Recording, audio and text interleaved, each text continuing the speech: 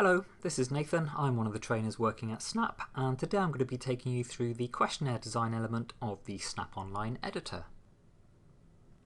In this first session, we're going to set up a short survey on visitors to a conference and their experience on the journey to the venue. It's made up of just 6 questions, but it does cover a range of the various question styles available within Snap Online.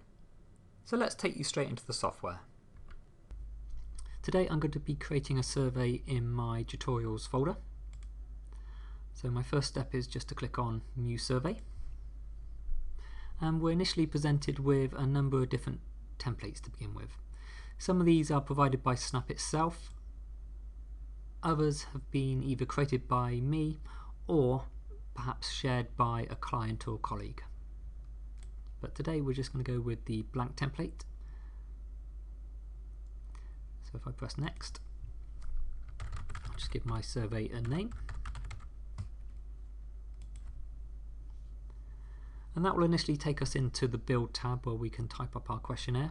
And because I chose the blank template, we're simply presented with a placeholder for the title. So today's journey to the conference. Question 1 is going to be a simple tick box question. So down the left hand side we've got a number of different types of questions. I'm going to go with multi-choice. And 2 options available. I can drag the question across and drop it wherever I like. Personally, I tend to just double click and that will do exactly the same. So how did you get here today? And I'm just going to add an extra line of tick all that apply. So that was just Shift and Enter to add the extra line. And just whilst we're here, I'm going to take the bold off the second line. Now this question is going to have 5 answer choices. So my first one is going to be bus, and then if I tab down I've got car, plane, train, and then finally other. If I was to click back on the word choices, I have the option to reorder these choices. So I could put car up to the top. Equally I could add some additional choices or remove some of the ones I've got already. And with my final answer being other, I'm also going to add an other response.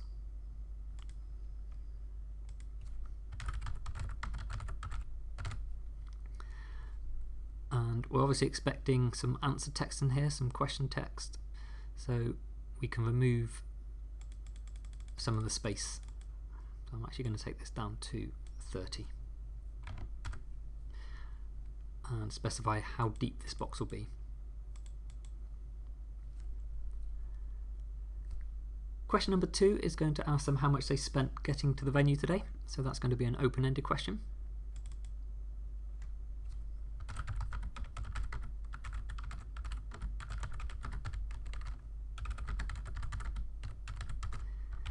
And with this being a question where we're expecting numbers, I'm going to change it from literal.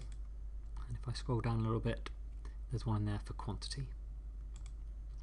Again, the box is probably quite a bit bigger than it needs to be in this example, so I'm going to take that down to 20. Question number 3 is going to be a series of grid questions. So again, I'll double click on grid. So how would you rate your journey experience today?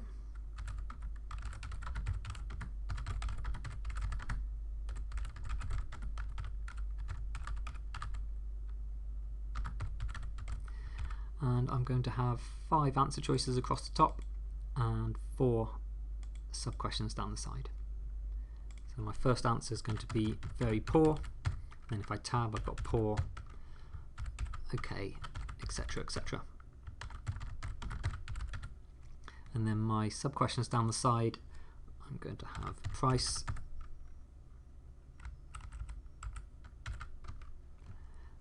and convenience,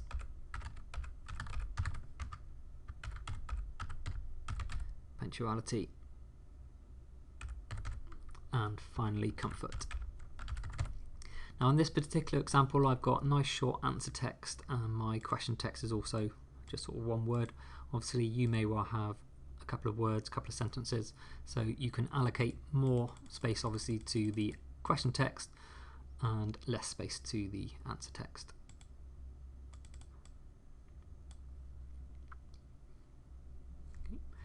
Question number 4 is going to be a gender question, so a single choice question. So are you male or female? I'm going to have 2 answer choices, so male or female. Obviously you may prefer not to say as well. Whilst we're here, we could also specify we want this question spread across the page, or the answers spread across the page. We're going to follow this with an age question, and with there being a number of different options for age, I'm going to specify that this is going to be a drop-down question.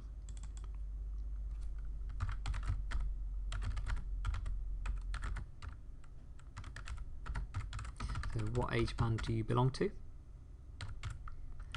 And we're going to have 5 answer choices. So under 18, 18 to 24, 25 to 39, etc., etc. And then my final question is going to be an open-ended comment question, so just open-ended. So do you have any additional comments?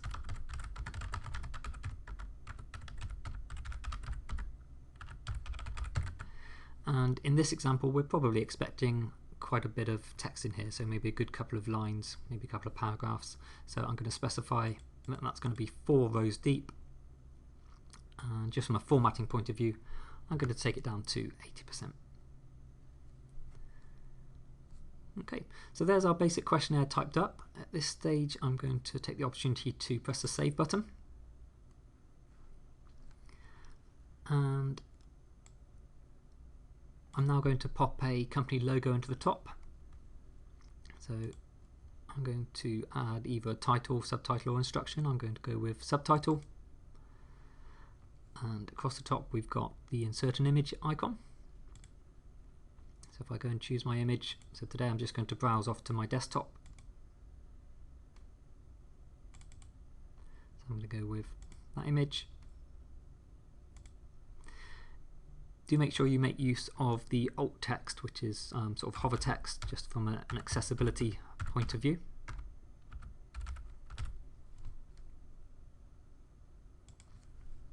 Now if I just close down this menu, you will notice that my title and my logo are perhaps back to front, so I'm going to go into more and we can move it, and that just allows me to pop it wherever I can click the word paste.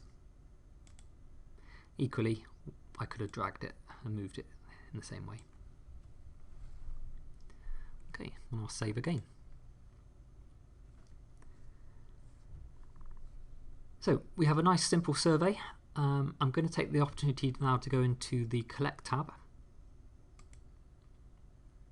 and we're going to publish this questionnaire.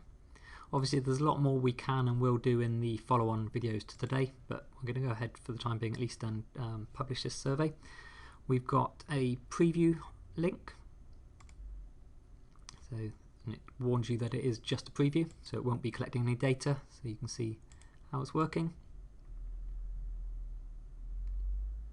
But if I go back to Snap Online, you can see we also have a QR code automatically generated for you, so you can copy and paste that into any literature that you want, so anyone can scan that and it will automatically open up the survey. The actual live link is this one here, and we've got the option to edit the URL and make it a little bit more friendly. So perhaps change that to travel survey. There's also the option to download the paper version of the survey, but for the time being I'm just going to go ahead and actually start the live survey. Okay, so there we have a survey very quickly designed. We've made it live and people can start filling in the survey and collecting data. I will just quickly take you back to the Build tab.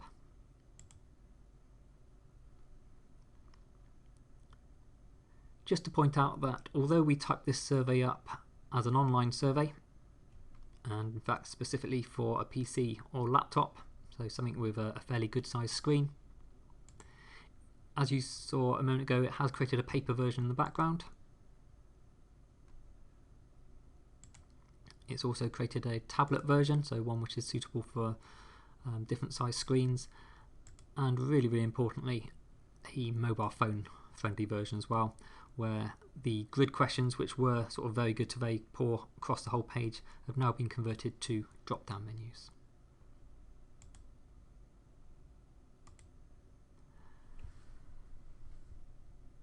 Okay, so there's our basic questionnaire set up. Join me in the next video where we're going to be adding some survey logic to the survey, also known as skip patterns or routing, and also look at some of the other validation options.